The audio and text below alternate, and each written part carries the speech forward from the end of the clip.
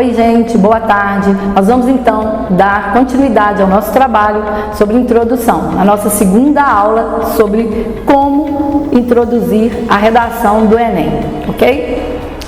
Eu vou começar aqui então, como eu falei na última aula, com um modelo de introdução. Como eu disse, não tem que ser assim, mas é uma forma de organizar a redação. Antes de passar mostrando essa organização, eu queria falar do repertório sociocultural. O que é isso? A redação do Enem, ela, diferentemente das outras, ela pede para que o aluno, ao escrever uma redação, ela traga um conhecimento de outra área para o seu texto. Ele prove que ele sabe, que ele tem outros conhecimentos que possam ser utilizados na sua discussão. Entretanto, de 2018 para cá, houve uma mudança nesse quesito aí, que é o seguinte: você tem que usar um repertório sociocultural que tem a ver com o tema discutido, tá? Então, ok, eu quero usar uma citação de uma autoridade, eu quero usar um contexto histórico amplo que não tem a ver com o tempo. Você pode até usar, nada impede que você inicie a sua redação com uma citação famosa, conhecida. Entretanto, para pontuar na competência 2, é fundamental que o seu repertório, que esse conhecimento de outra área, seja ela história, seja filosófica, seja artística, ela tenha a ver com o que o tema está cobrando, tá? Então vamos lá. Eu vou mostrar para vocês aqui dois modelos de introdução. O primeiro tem a ver com a questão da educação no Brasil, tá? Então vamos lá, a proposta veio com o tema alternativas para melhorar o sistema educacional brasileiro, ok? E aí, educação, legal, quem não discutiu a educação dentro de sala de aula? Meio difícil, né? Não é difícil lembrar da frase que o Immanuel Kant usa quando fala que o indivíduo é aquilo que a educação faz dele. Muito conhecida. É um repertório sociocultural bacana. Eu poderia usar em qualquer redação? Sim, posso. Mas valeria ponto, eu ganharia os 200 pontos da competência 2, por exemplo, se fosse num tema sobre bullying? Não. Se o tema fosse o aumento das ISTs no Brasil? Também não. Poderia utilizar, mas eu teria que pensar num repertório, num conhecimento adquirido na aula de história, filosofia, ciências, que tem a ver com o tema, ISTs, bullying, que tem a ligação direta. Então, o repertório sociocultural é isso. É um conhecimento que eu adquiro nas aulas dos professores citados aí, nessas matérias citadas, mas que também eu vejo, que eu adquiro quando eu ouço uma música, quando eu leio um livro, quando eu vejo um filme, por exemplo, da Netflix, que vai tratar desse problema aí, caiu nas graças da redação do Enem. E isso tem sido realmente muito bem utilizado pelos nossos alunos, que é o conhecimento cultural, seja de uma letra de música, de um filme também, tá? Então, vamos ver aqui esse primeiro exemplo, tá? Aí, olha só, vamos supor que a gente vai discutir a educação no Brasil, que envolve problemas, questões que envolvem a educação no Brasil. E aí, de cara, olha, se eu já tenho um repertório, lembrei, parei, respirei fundo e pensei, bom, a palavra educação, tá? Lembrei de Kant. Então, vou utilizar o Kant aqui para iniciar, porque eu não sei como eu começo com essa citação aí, tá? Então, olha só. Segundo o filósofo Immanuel Kant, o ser humano é aquilo que a educação faz dele.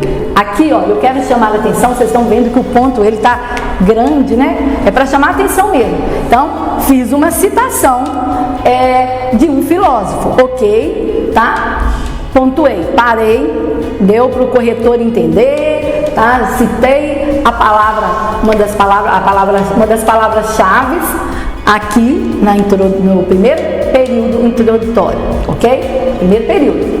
E aí, eu ainda preciso deixar muito claro ainda o tema, e a minha tese. O tema é Sistema Educacional do Brasil e a tese, o que envolve, qual é a questão que envolve, por que eu tenho que discutir Sistema Educacional do Brasil? Então, vem lá. desse pensamento, pouco tem sido feito para melhorar o sistema educacional brasileiro. Ponto. Outro período. Então, eu estou organizando minha ideia, eu estou organizando o meu texto, minha introdução para o corretor, né? E para ele ficar coeso. Então, para ele ficar coeso, organizado, é interessante que eu já começo com conectivos, né? No segundo período, eu já vou começar a problematizar, vou colocar a minha tese, o meu tema e a minha tese. Então, vamos lá. Apesar desse pensamento, pouco tem sido, e aqui estão outras palavras, né? Do tema, Sistema Educacional Brasileiro. Então eu estou deixando bem claro que eu entendi o tema, eu sei o que eu preciso discutir, já estou indicando isso para o corretor, ok? E aí, parei no período. E aí, a partir disso, eu vou deixar bem claro aquilo que eu preciso discutir, como eu falei com vocês na última aula. O que eu tenho que discutir sobre o sistema educacional brasileiro? O que nós temos de problema, tá? E aí vem, tal fato pode ser constatado nos métodos arcaicos de ensino e, por conseguinte, nos crescentes números de evasão escolar. Eu pensei em 2 pontos importantes, tá? Fundamentais para mim, para elaborar o meu texto. Eu já estou pensando lá no desenvolvimento. Porque se eu coloquei aqui como problema, tá? Como ponto de argumentação, ponto de discussão, os métodos arcaicos nas escolas e os números crescentes de evasão, é sinal que eu tenho que discutir isso nos desenvolvimentos seguintes. Então, já estou dando uma dica aqui, estou falando de introdução, mas já estou dando a dica do desenvolvimento. No desenvolvimento 1, eu já posso pegar aquilo que eu citei primeiro, métodos arcaicos, vou discutir. Desenvolvimento 2, eu vou discutir a questão da evasão escolar. Então, estou organizando as minhas ideias aqui em 2 períodos. E o terceiro, né, é uma dica, é uma estratégia. Então, o terceiro é uma estratégia bacana que eu costumo chamar, né, de nomear aí para os meus alunos, de mini conclusão, para ficar bem claro e fácil para entender. Então eu falei o tema, eu falei a questão que envolve, eu faço uma mini conclusão, é um mini fechamento do parágrafo, tá? Você pode chamar de qualquer coisa. Eu gosto de chamar de mini conclusão, tá? Não é a conclusão em si, é o fechamento da introdução. Então, com efeito, medidas devem ser tomadas para solucionar essa questão.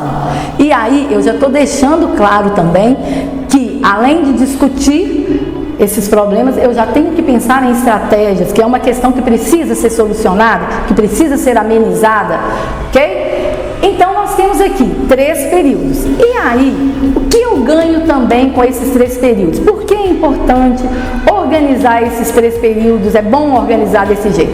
Porque eu já vou pensando também na competência 4, eu vou pensando também na competência 4, que é o uso de conectivos, tá? E aí, eu vou mostrar que eles vão aparecer aqui nos inícios, né, dos períodos. Então, olha, no segundo período, o apesar, né, desse pensamento, eu estou retomando o pensamento do filósofo, tá? Depois eu venho com tal fato, esse tal fato, né, o tal aqui é um conectivo, que eu estou, né, ligando. Então eu vou ligar o pensamento de Kant com o problema e depois eu vou mostrar o porquê, vou explicar, vou esclarecer por que tal o fato acontece.